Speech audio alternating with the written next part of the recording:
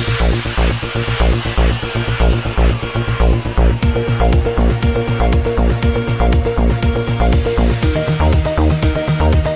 اللہ الرحمن الرحیم۔ السلام علیکم ناظرین، محکمہ اینٹی کرپشن ساہیوال ریجن نے اشتہاریوں اور عدالتی مفروران کے خلاف کریک ڈاؤن کا آغاز کر دیا ہے۔ B B C news network کے نمائندہ خصوصی کاشر سعید کے مطابق regional director anti corruption Sahiwal Naeemullah Bhatti کی ہدایت پر مقدمہ نمبر 31/2019 تھانہ اینٹی کرپشن ساہیوال میں تفتیشی team Ashfaq Urrehman deputy director anti corruption Okara اور Ghazanfar Tufail assistant director anti corruption Sahiwal نے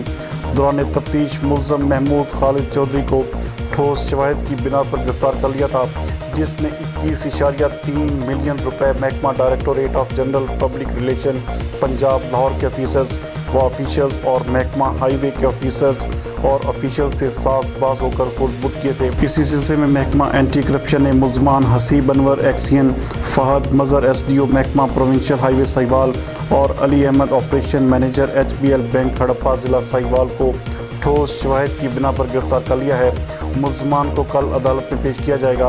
اس حوالے سے director anti corruption Sahiwal region Rai Naeemullah Bhatti کا کہنا ہے کہ آئندہ بھی اشتہاری ملزمان کے خلاف کارروائیوں کا سلسلہ جاری رہے گا۔